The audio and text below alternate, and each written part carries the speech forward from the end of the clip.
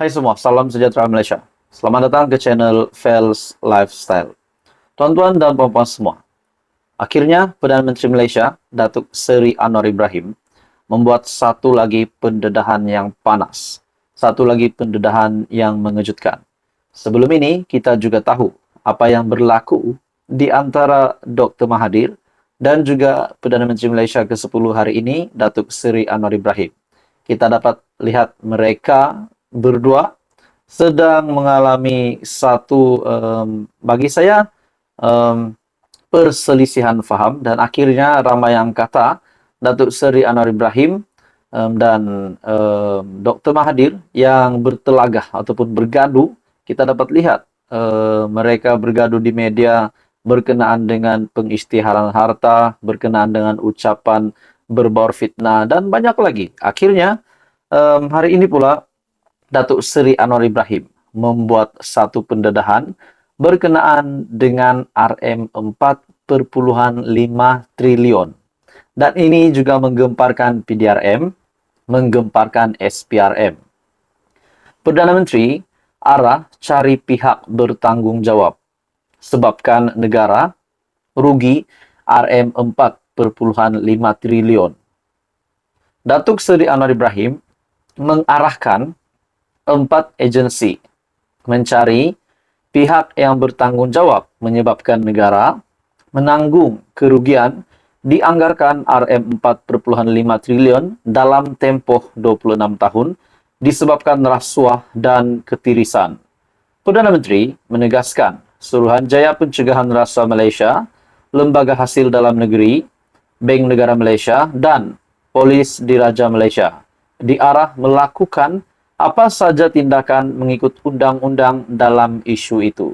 Adakah ini dapat dikaitkan dengan, bagi pendapat saya secara pribadi, adakah ini dapat dikaitkan dengan kepimpinan Tun Dr. Mahathir sebelum ini dan juga kepimpinan Muhyiddin Yassin dengan ketirisan sejumlah RM4,5 triliun itu, yaitu dalam tempoh 26 tahun? Adakah boleh dilibatkan kepimpinan di bawah Perdana Menteri yang dulu, yaitu Tun Dr. Mahathir Mohamad dan juga Muhyiddin Yassin? Sehubungan itu, beliau menggesa semua pihak tanpa mengira perbezaan pegangan politik, kaum dan agama untuk bersama-sama menyokong tindakan kerajaan menghukum pihak yang melakukan rasuah.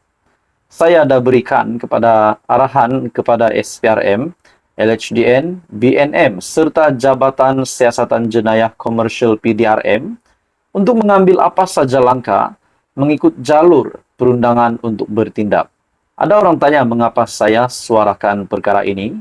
Saya suarakan supaya orang sedar. Kadang-kadang kita suarakan lawan rasuah pun ada orang takut.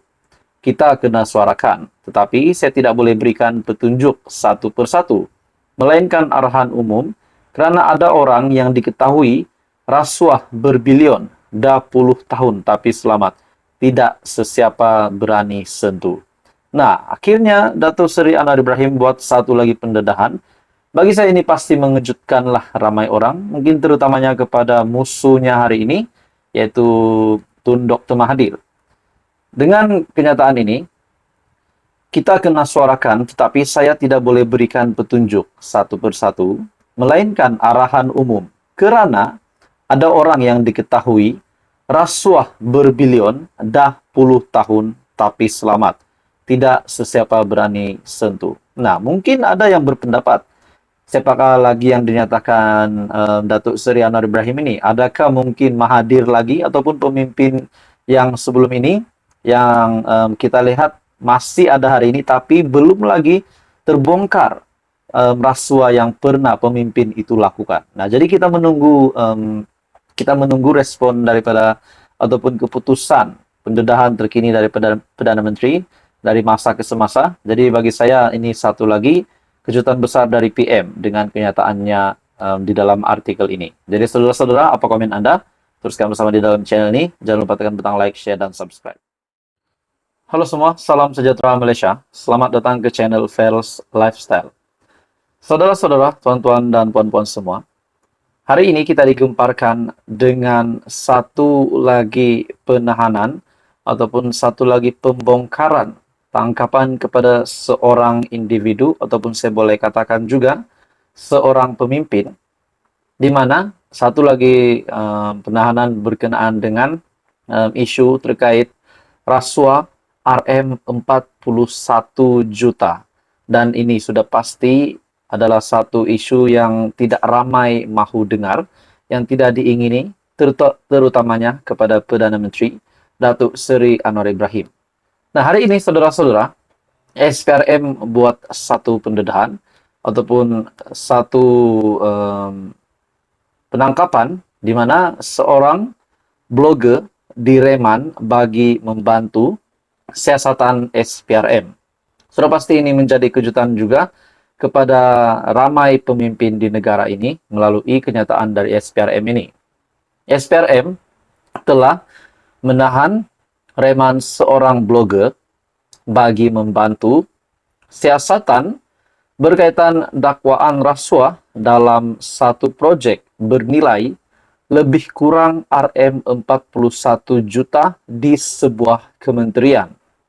Magistrat Puan Irzah Zulaikha Rohanuddin telah mengeluarkan perintah reman selama 2 hari bermula hari ini hingga 13 Mei terhadap suspek setelah SPRM membuat permohonan reman di Mahkamah Magistrat Putrajaya. Artikel ini pada 12 bulan 5 2023. Menurut sumber, suspek lelaki yang merupakan blogger mempunyai ramai pengikut berkenaan dipercayai telah menerima rasuah berjumlah lebih kurang Rm1,3 juta daripada sebuah syarikat teknologi maklumat ataupun IT sekitar tahun 2020. Tambah sumber, permintaan dan pembayaran rasuah ini dipercayai dilakukan sebagai dorongan kepada suspek melobi supaya syarikat berkenaan berjaya dalam perolehan kontrak berkaitan. Difahamkan, selain daripada isu jenayah rasuah, SPRM juga akan melihat bagaimana tata cara perolehan projek ini dilaksanakan. Pengarah kanan siasatan SPRM, Datuk Seri Hishamuddin Hasim, ketika dihubungi, mengesahkan tangkapan berkenaan dan kes disiasat di bawah Seksyen 16 ESPRM 2009.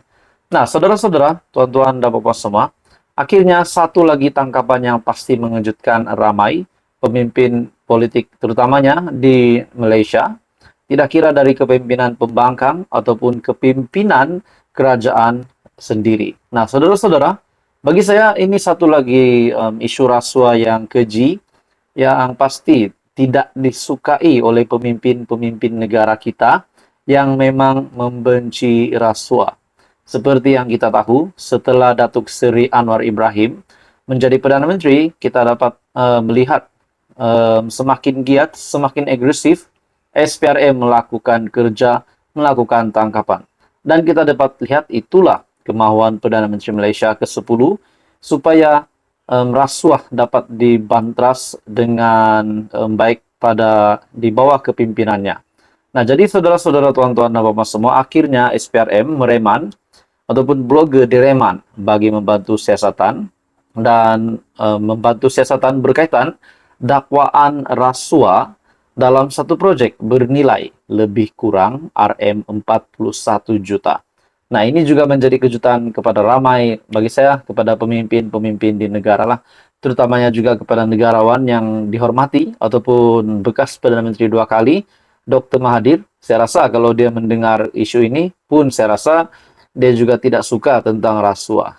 Jadi itu pendapat saya saja.